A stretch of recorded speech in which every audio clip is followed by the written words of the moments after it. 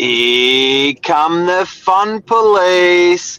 Ever have or see or hear of a great idea, particularly in property, and it just doesn't happen because there's so many people that are negative? Let's talk about how it happens in property and how you can make a change.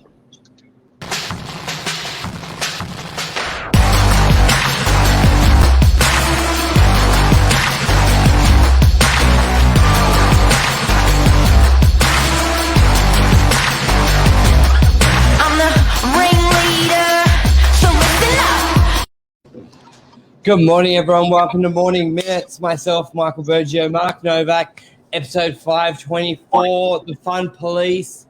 This one's a good topic. This is, if we don't say so ourselves, but I think it's an interesting topic. I reckon it hits the core of your community, your area, and I think this can resonate for people either with property, but also in our community. And what sort of got this talking was on yesterday's topic about the improvements the changes they're making to DY Beach.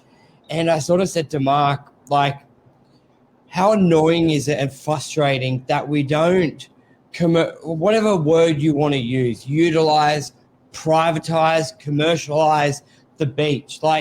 Because what led this were the changes they make to the Strand. Yes, it may suck for business owners, you lose parking, but it may bring more bodies to the beach, therefore your business prospers. But then it's okay, they make that change, but what about creating more of a park? What about entertainment, a bar closer to the beach, or something as easy as the chairs, pergolas like they do all throughout Europe? Why is it not happening? I find it crazy. It's we have the most beautiful beaches in the world, and it's almost as a society, as a community, we're just yep, that's all we need to do. But it's where's all the added stuff? There are so many other areas in the world which have inferior everything to us, whether beaches, but they add so much value. There's so much value added, but there's so much stuff we don't do. And it's either from people like the fun police. They pull out, I don't know, it's not safe, climate, no, or reluctant to change. There's always a million reasons not to do something, but it would be better for the area. Imagine having imagine just having thousands of people down there, and locals. I don't know, just gives. A classic example is chairs and umbrellas, right? So if in Europe and most part, America, they will, or particularly in Europe, they'll say, if you haven't been there, they'll say, if you use the beach, there you go anywhere you want. Now, if you want some deck chairs, $1 a deck chair. If you want a monster umbrella, $2 for a monster umbrella, or a canopy of a sort. And now, okay, so you're going, well, shit, that's good. I don't have to bring it myself. I can. It's a bit lax I like this. I'm spoiling myself, whatever. As simple as that may be. But then there's the fun police, and the fun police are going, no. That's just because someone's got a bit of money. It doesn't mean that the people that don't want to pay, who can't afford it, shouldn't have it as well. So it's almost I think you used the word before off air, capitalism. And it's why wouldn't you supply that service to people? And why do people sort of block that sort of activity to happen? And, there's so much beauty for us to use. And we can even see it in other countries and go, that is good. You can see people voting with their money saying, I'll give me 10 chairs, give me 2 chairs, give me 3 chairs, whatever they are. It's working. Even music on the beach. There's putting a DJ on the beach. Mate, I don't like music on the beach. Fine, just move 500 meters up that way. I like music on the beach. Great, come closer. But no, it gets ruined for everyone. No DJ on the beach, allowed in other countries, but not in Australia because of the fun police. It sucks. Yeah, it's almost we find there's always someone who's not going to like something. And it's almost we only listen to them. It's we don't want to upset you. If you don't want to see chairs on the beach, then we won't do it. But what about all the people? Well, it's like this, Mark. I think it's like anything in society. The people who complain are the smallest amount of people, but they're the loudest. I think I remember hearing something like to take over a company, take over a regime or whatever, you only need like 15, 20%. You don't need the mass. You don't need the majority of people. You just need a small amount of people that move together and same message and are very loud and vocal. And I think always the anti-talk is always very loud and vocal. I reckon, like, if you look at, it's like even putting a cafe or a restaurant closer to the water, that would be more convenient for people. There's a million reasons not to. But I also think there's always that disconnect where people are like, well, if I can't make money for it, why would I fight for the cafe there? Or in councils, they're a little bit like that. They're like, well, I can sort of get away with not doing it, even though I think it would be better for the area. But people don't know if it would be better because we've never had it. But you look at all these beautiful areas where people travel to overseas and they all have it. It's like, well, why aren't we trying it here? Like, we're willing to take away parking and redo the road. Why aren't we willing to try and put some tables and chairs and down at the beachfront and see if we can make that a better experience? You could do with less parking if you went to the beach and you had everything down there, and you get jobs, stimulate the economy. Like, it's all that stuff, and you can work through the issues. But I find it's not even a conversation.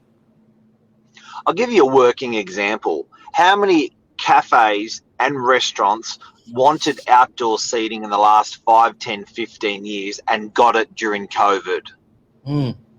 Right? Yeah. Everyone went, poor cafe, poor restaurant, approve their outdoor seating because of COVID, right? So it's like, man, it was a great idea. It was a great idea 5 years ago. It was a great idea 10 years ago when we asked for the outdoor, and it's still a bloody great idea, and now you're approving it. Why should it take, like COVID, for and I understand this is not a council problem, this is a community problem. Why should it take something like COVID, to make it, to approve this great concept? People have been walking on sidewalks, cafes in France, Paris for bloody 50 years. And then we've only started doing it, okay, that's technically not your land outside. I don't know if you're insured or not for it. Make it happen. Anmol says it sounds like more of an effort dealing with haters, and it's an easy approach to deal with upsetting them. That's right. Certain people have issues with many things until they work, and then it was their idea. Sounds like Meriton and DY, Lisa. And to be honest, I think this could be what social media maybe it's probably been more so in the last 10, 15 years, because through social media, everyone's got a louder voice.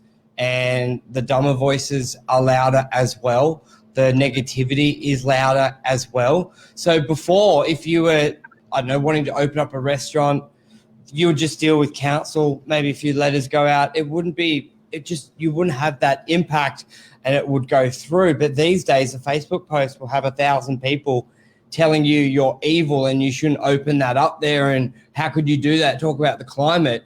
And nothing ever happens. So I think as much as there's some great things about society and social media, there are some negatives. I think everyone's It's getting harder. It's getting harder. And it's getting harder. Like that. Yeah. That is for sure. That is for sure. All this compliance. One of my favourite cafes in Sydney is a toilet block, an unused toilet block. Right. The thing sat there for probably 40 years unused. And finally someone's come along and had the initiative to say, and I'm not saying, I'm sure they've been approached many times, but I'm saying whether it's in council, whether it's community members supporting it, that's the sort of attitude that works well. Look, common property on unit blocks is a perfect example. You see a courtyard, it comes off a unit. It can't be accessed by any other unit. It's literally blocked in every direction. And then that person who lives in the unit and who wants to use the courtyard in front of their unit and it's not on title for them, everyone in the building says no. And it's like, idiots. You would rather mow lawnmower, whippersnip that courtyard for the last 30, 40 years, and the next 30, 40 years that you're not going to enjoy, give it to the person who's got the adjoining lot and let them maintain it so you don't have to maintain it every year. But I think it's even worse than that. No. I think it's even worse than that. It's not about, it's more about if I can't have it, you can't have it either. Yes. You can't get a free win, a bonus, if I can't get a bonus. It's very sort of ugly how society is with that type of thing. Back in the day, like going to your next, you hear of all the old stories, maybe back when you were growing up, going next door to borrow a cup of sugar. These days, if you go next door to borrow a cup of sugar, they're like, well, what do I get? Do you have like that? Yeah. That would be the sort of attitude. And I think we get a lot of that with like, yeah, our beaches are such a simple way we could really improve the community. And I would have hoped throughout like a year like this where a lot of indoor activities closed down. Like I do love that at least Manly have the volleyball nets there on a weekend, but like take that to a next level. Like that is perfect. Great. Do more of that. Like the beach, there's so many beaches out there and they're so big. You could have a section where there's chairs. And then if you don't like the white chairs, you can get green chairs and pergolas. Like there is so much room for everybody, but it's almost like we don't do anything because it could piss off somebody. Do everything for everybody. So I just think... And one thing, I remember Kerry Pack has done this brilliant talk. If anyone ever wants to Google it, it's a tax investigation that he was under. And he turned around and said, if you are going to restrict somebody's rights, civil rights, he goes, there's thousands of civil rights that do absolutely nothing for no one. But if you're going to restrict someone's rights, take away someone's rights in the act, give them their rights. Repeal another act that's unused or shit. It's one of those things that I think Europeans come to Sydney and they bloody love it. We love it because it's regulated and it's safe and stuff. But equally at the same time, they're turning around saying, dude, I was talking to an American landlord the other day and she said, like, what a joke. Like some of the stuff you cannot do in this country is just amazing. It's out of control. Yeah, I think we're heading down a path which is way too safe. Like kids are going to be in bubble wrap. Like when you look at people in other countries manage with far less, and I just think it's stopping a lot of progression. So the message out there today is key. Property is key. Building sites, they use bamboo, and they got no. Like they're using bamboo scaffolding and they still manage to build office towers. And they still do it without people dying and stuff like that. Yes, it's safe for what we do, but I think that where we're going more and more is just getting more and more ridiculous, more and more compliance, red tape, and less imagination, less creativeness, because people go, well, instead of trying to start a business and do chairs on the beachfront, people are just thinking, too much red tape, too much of a headache, and that's not good. It may not punish you in this decade, but imagine decade upon decade of saying no. Compliance. And Melbourne's a perfect example, Burge. Melbourne's a perfect example of just having a go with creativity and seeing where it goes, running with it, and it works. So what a message from me today is Fun Police, thank you for the regulation and we're a safe country and it's all good. But if there's a great idea, don't squash every one of them. Just give them a go. Give them a sample for 6 months or 3 months or 9 months or something and just say, look, we're just going to see how it goes. And an example of that is deck chairs on the beach. Yeah. Right? This summer, let's have a go. Let's see if it works. Someone will pay a bit of lease for that block of dirt, or for where they want to put the chairs and stuff. See if it works. And if it doesn't work, we're never going to do it again. We tried, but just have a go. Well, we're coming from like growing up. It was always like just give it a go, do your best. If it doesn't work, it's okay. At least you tried. Now we're almost telling kids, no, it's too risky. Don't try. There's no point. Like that whole concept of just give shit a go is out the window. And it's like, no. 2 other people did it and they couldn't make it work. Why could you do it? It's like, no. So if we did that for everything, we would have no innovation. If our standard was someone else tried and they didn't do it, so I won't be able to do it. Like, no, you try it, do it differently. I think, yeah. In real estate, in councils, when someone comes up with a great idea, community, let's try to support it. Yeah. I want to see chairs at the beach by next year. This summer. All right, Summer. That was good. I like that. Give it a try. Give it a try.